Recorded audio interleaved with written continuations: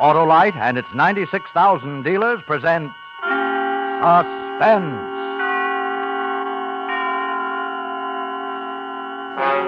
Tonight, Autolite brings you Mr. John Lund in The Man in the Room, a suspense play produced and edited by William Spear.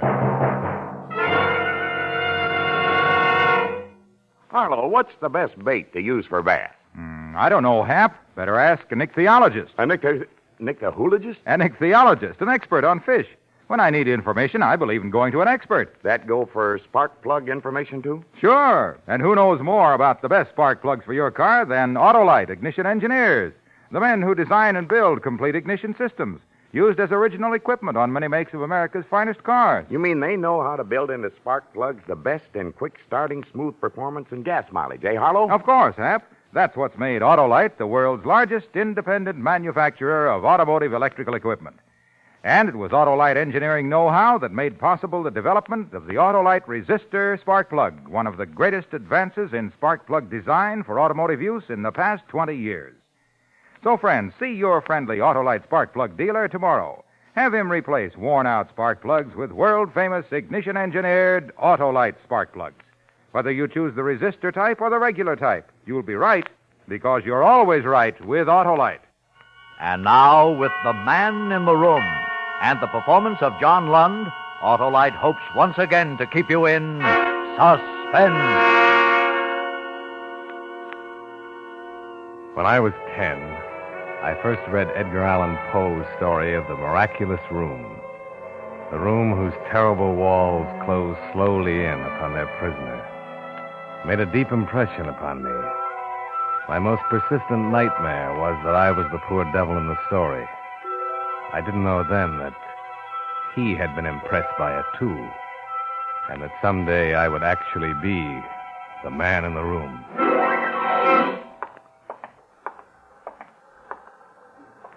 Excuse me. Can you tell me what floor Miss Markham is on? Miss Markham? What do you want with her? Why, I want her to do some work for me. She does typing, doesn't she? Mm-hmm. Third floor. Step in. Thank you.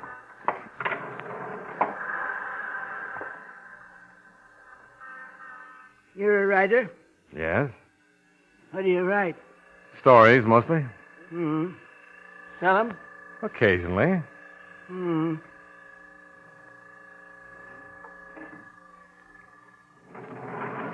She's down at the end of the hall, where you see the door open. Thank you very much.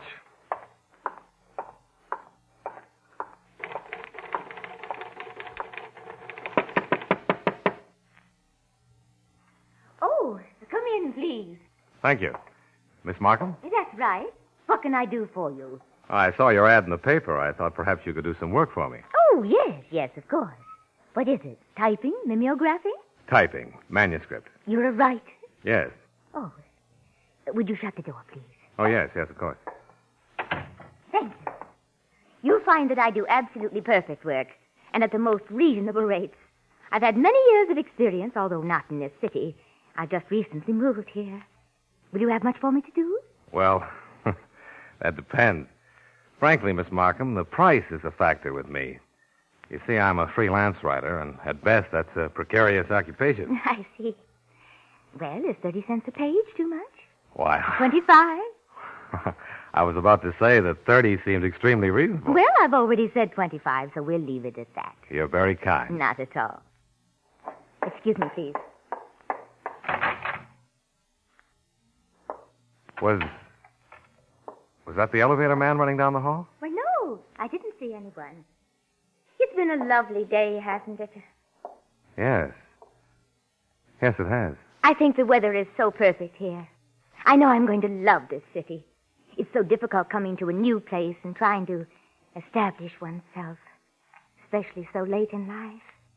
But I think things are going to work out fine. I hope so. Would you like to leave your manuscript now? Yes, here it is. Oh, thank you.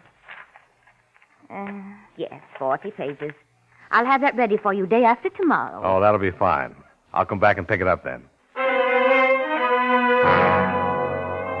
I left the office and rang for the elevator. The old man who ran it didn't speak to me on the way down, but I stood in the back of the car and looked him over carefully. He was a funny little old duck. Almost dwarf-sized, with shoulders so rounded he was nearly humpbacked. I was sure he was the one who had been listening at the door upstairs. But, after all, it was none of my affair. 2 days later, I returned to the old office building to pick up my manuscript. You come to pick up your typing? Yes. Here it is. She left it for you. Oh. Well, I've got to go up anyway. I have some more work for Miss Markham. I'll take it. She don't want to be disturbed. Well, Just give it here. All right.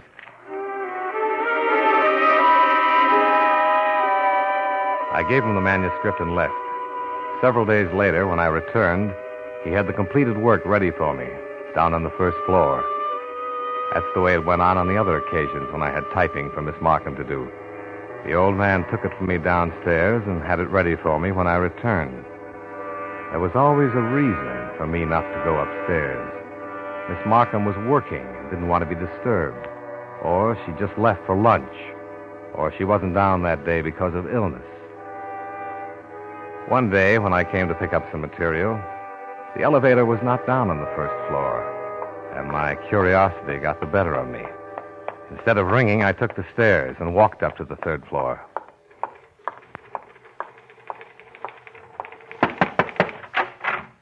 Oh, it's you.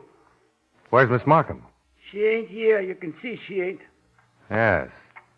Are you typing? Sure. I help her out sometimes. She's sick today. Oh, I see. I just finished your story. That's fine. It won't sell, though. What? I say it won't sell. It's clumsy. Oh, you think so? Yes. It's all hodgepodge. You write too fast. Well, I'm sorry you don't like it, but if you'll just put it together, I'll send it off anyway. All right. But it won't sell. That night at home, I'd been working for hours on a plot for a mystery story and was having absolutely no luck. I simply couldn't concentrate. Then I had a thought. How would it be to use Miss Markham and the elevator man as the basis for a story? Just take the situation as it stood now and fabricate the rest of the plot from there. Let's see. The old man could have murdered her and hidden the body. Possibly he'd done it immediately after I'd seen her last, and she'd been dead all this time. I even made up a fine name for the elevator man.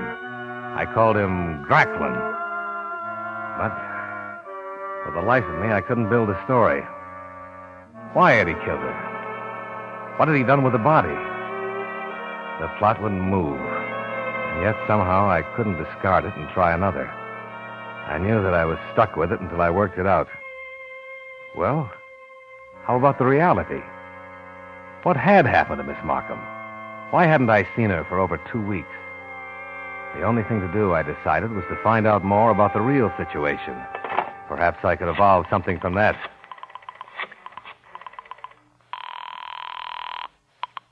Hello? Hello, George? Bert. Oh, how are you, Bertie, old boy? Fine. Listen, George, who does your typing? My typing? Why, Harrison Lewis. Oh, yes, at 50 cents a page. I forgot you were rich. Why?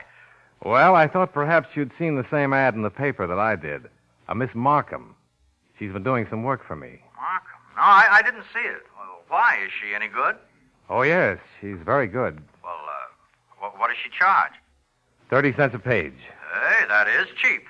Maybe I'll switch. Where's she located? 202 West Olive. Why don't you go up and see her anyway? Let me know what she says. All right, I'll go in the morning. Fine. Goodbye, George.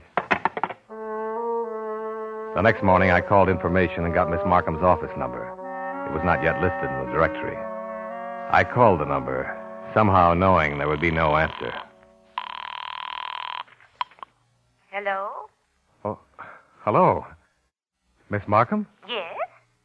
Well, this is Mr. Freeland. I heard you were ill yesterday. Just thought I'd call and see how you were. Oh, that's very nice of you. Thank you very much. I'm feeling much better today. Oh, I'm glad. I expect to have some more work for you at the end of the week. All right. Just bring it in. I will. And oh, yes, Miss Markham, I haven't received a bill from you yet. Would you send one soon? Yes, I will. Thank you. Goodbye, Miss Markham. Goodbye.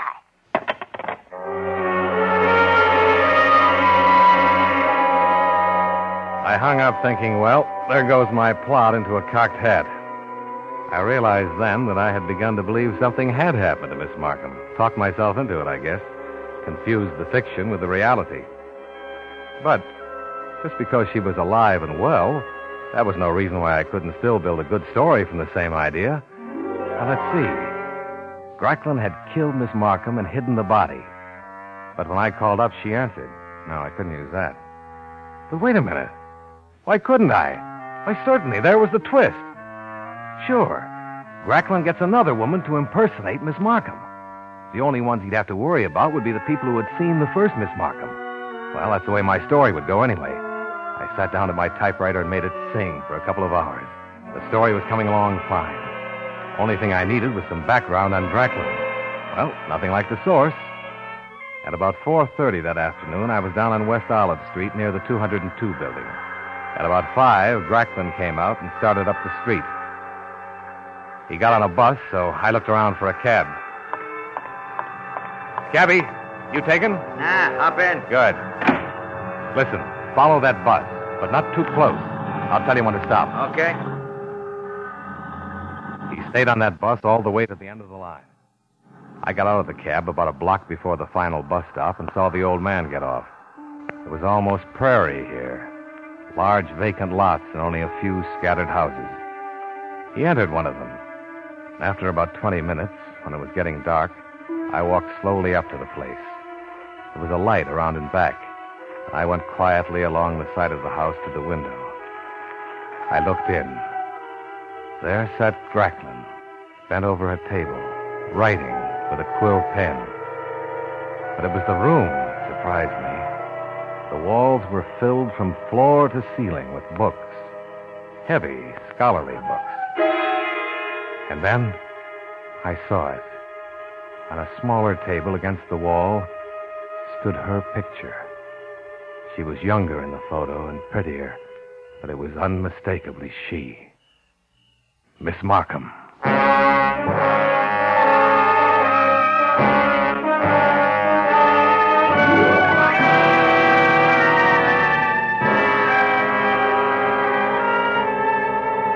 Autolite is bringing you Mr. John Lund in The Man in the Room.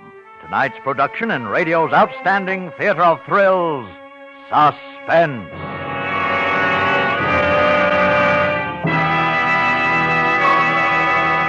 Harlow, do ichthyologists and zoologists have anything in common? Well, in a way, Hap, you see, any kind of an ologist is an expert in his field. Well, I guess that makes you a spark plugologist, hey, Wilcox? Well, not exactly. I'm more of a gabologist. The real experts are the Autolite ignition engineers. They design and build complete ignition systems for use as original equipment on many makes of America's finest cars. So naturally, they've built spark plugs that will work as a team with the ignition systems. Spark plugs that are unexcelled for quick starting, smooth performance, and gas mileage. Sounds logical. Of course. And these same Autolite engineers developed the famous Autolite resistor spark plug, one of the greatest advances in spark plug design for automotive use in the past 20 years. They're experts, all right, Harlow. So, friends, see your friendly Autolite spark plug dealer tomorrow. Have him replace worn-out spark plugs with ignition-engineered Autolite spark plugs. Whether you choose the resistor type or the regular type, you can't buy a better spark plug for your car because you're always right with Autolite. And now, Autolite brings back to our Hollywood soundstage our star, John Lund, in The Man in the Room, a tale well calculated to keep you in suspense. In the next morning's mail was her bill. But there was a mistake. She'd charged me 40 cents a page.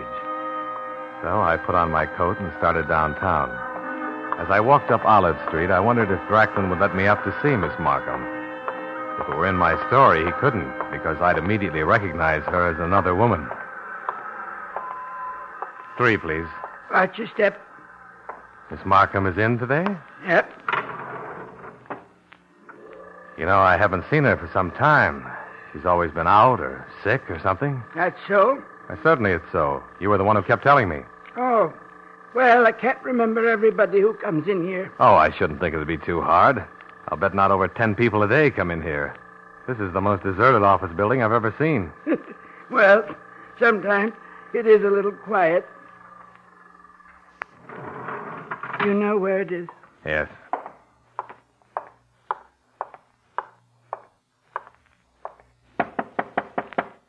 Come in. Miss Markham. You are Miss Markham. Yes, of course. Why? Oh, no reason. I'm a little confused. Been writing too much lately, I guess. Oh, Well, the reason I came down is because of your bill. there's a mistake. But don't you remember you said you were going to charge me 25 cents a page? But your bill says 40. Oh, yes, I do remember now. That's right, 25. The error is mine. I'll change it. I'm terribly sorry. Oh, that's all right. I wasn't worried about it. If you'd like to refigure it, I can leave you a check right now. Do you possibly have the cash? Well, let's see. Yes? Yes, I think I do. Would you prefer that? If you don't mind.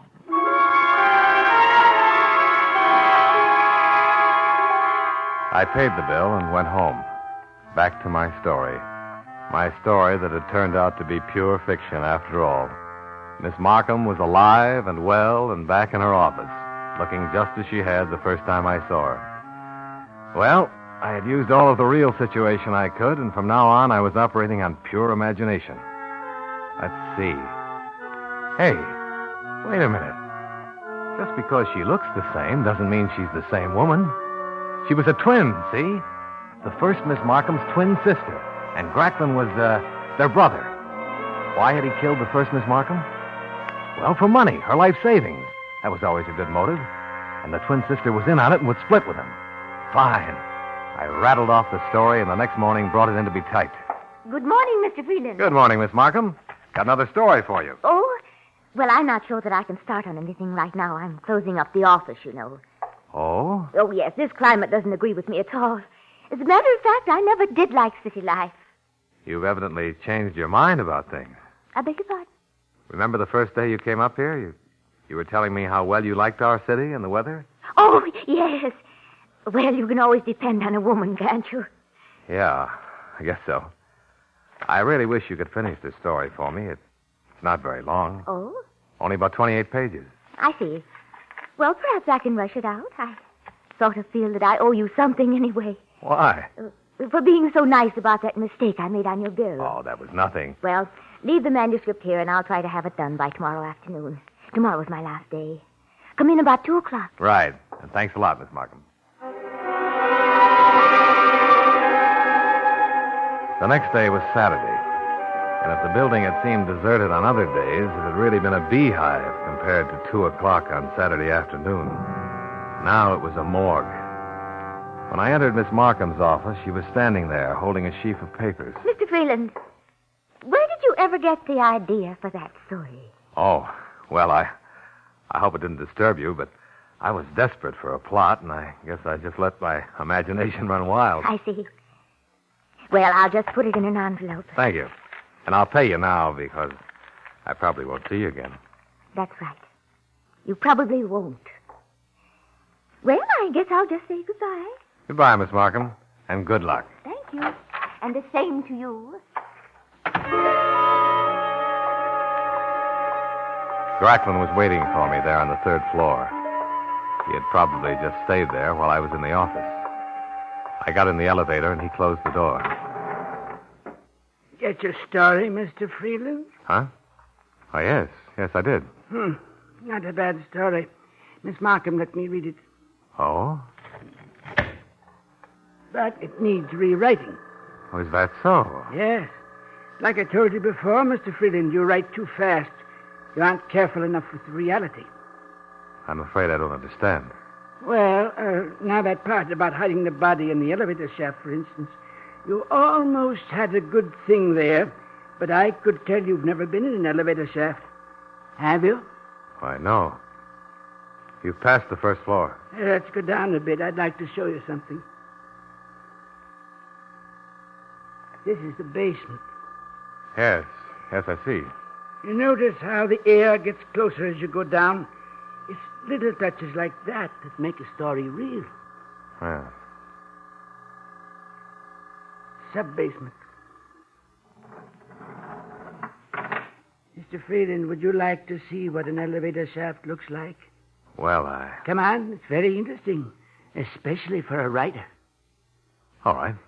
Fine, follow me. Now, we'll just go down these stairs on your left. There's only a few of them, but they're kind of dark. Be careful. I will. Wouldn't want you to fall. Now, we go through this little steel door. After you, Mr. Freeland. Thank you. See, this is what the bottom of an elevator shaft looks like. Yes, it is interesting. You could make all kinds of noise down here and no one would know. Well, Now, about your story. You had me, Gracklin, bury the woman in the floor of the shaft. Now, that would never do. no. No. If you dug a grave down here, the inspector would find it in a minute. Oh, Yes. The inspector's very sharp. Very sharp. But in the wall. the wall. Yes. See those bricks? Now, if I go to exactly the right place, look, I can pull several of them right out. And after I've got all the loose ones out, there's a regular cavity been dug out behind them. Come here. Look for yourself. Miss Markham! Yes. See how snugly she fits in there? I spent a long time digging that hole. She's dead. You killed her. Yes. Didn't you really know? I'll just put these bricks back now.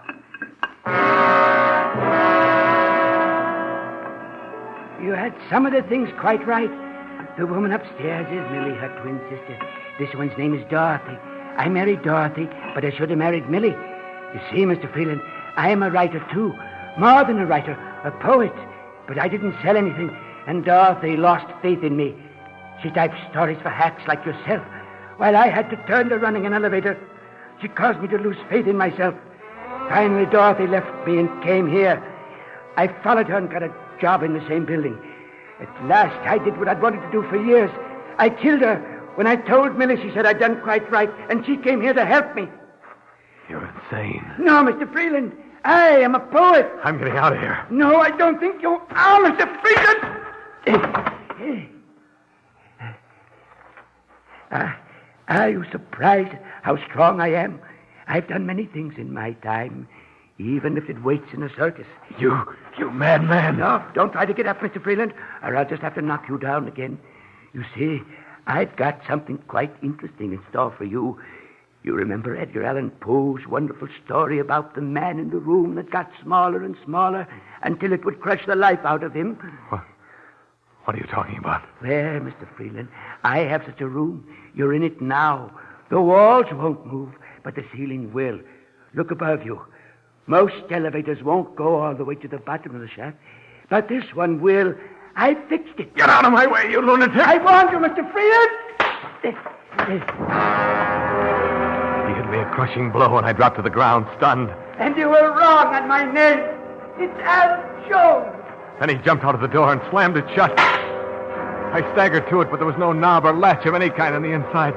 It was smooth and flush with the wall. I heard his footsteps running up the stairs. Then I heard them above me, in the elevator. Then came a sound that drove me to panic. Racklin, stop! You'll never get away with 2 murders. You'll go to the electric chair. Racklin! Listen. I won't tell anybody about Miss Markham. I'll tear up the story. Racklin! I sank to my knees till it came on. Then I fell flat on my face. And still it came, closer and closer, only inches away now. Desperately, I flung out my arms to flatten myself close to the ground. And my hand touched the bricks of the wall, found one of the loose ones. Without knowing what I was doing, I clawed at the loose brick and pulled it out a little. Then, miraculously, the elevator hung suspended. side of it caught on the brick. I knew it wouldn't be stopped for long. Already the side of the elevator was grinding into the brick, and in a moment it would break it and come pressing down upon me like an ant. But then I heard a new sound. The elevator stopped crushing into the brick now and hung motionless. He'd evidently shut off the power. He was trying to make up his mind what to do. Suddenly, the elevator lifted. I saw it going up and up, away from me. And then, I don't remember. I must have fainted. The next thing I knew, 2 policemen were holding me up, asking me questions. I told them something of what had happened, and then I asked them about the elevator man. Oh, him? Well, we sent him off in the wagon. It was a funny thing. You see, there was this guy from some publisher, I think he was. Came here to tell this elevator guy they'd won some big poetry contest. Well, this fellow from the publisher waited around upstairs and finally started pressing the buzzer. When the elevator came up, the old man jumped out, knocked the publisher guy down, and then went running out into the street. That's when we got him. After we sent him off, we came back to investigate. And we found you. Really? Really?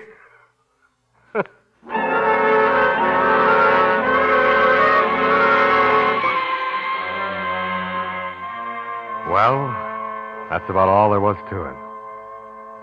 Except that old Dracklin really was a pretty good writer, I guess. Because I made the changes he suggested. And you know what? I sold the story.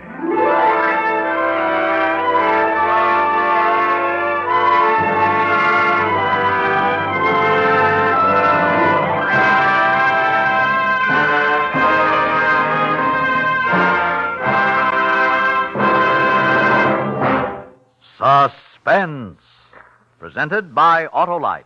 Tonight's star, Mr. John Lund. Hello. Got another poem for you. Okay. Harlow Wilcox, the car owner's delight, awoke one night from a deep dream of... Autolite.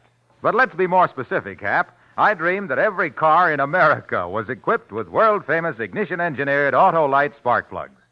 And you know, spark plugs are only one of more than 400 products made by Autolite for cars, trucks, planes, and boats in 28 plants coast to coast.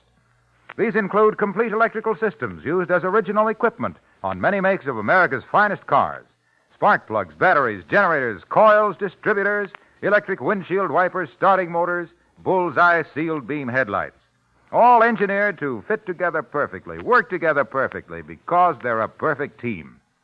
So, friends, don't accept electrical parts supposed to be as good. Ask for and insist on Autolite original factory parts at your neighborhood service station, car dealer, garage, or repair shop. Remember, you're always right with Autolite.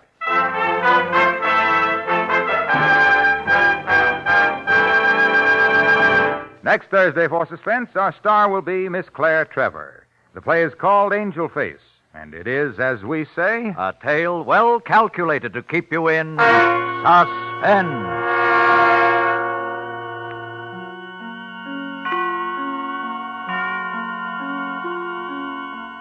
Tonight's suspense play was produced and edited by William Spear and directed by Norman MacDonald.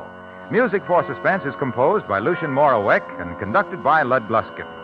The Man in the Room is an original play written for radio by William Idelson and Mary Castle.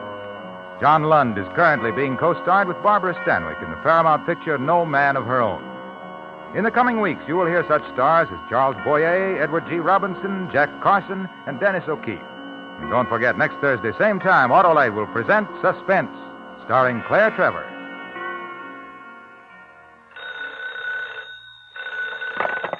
You can buy world-famous Autolite resistor or regular spark plugs, Autolite stay-full batteries, Autolite electrical parts at your neighborhood Autolite dealers. Switch to Autolite. Good night. In spite of better food supplies, millions are still starving in Europe and Japan. The need is particularly acute in Free Berlin. Send your contributions to CARE, C-A-R-E, New York. This is CBS, the Columbia Broadcasting System.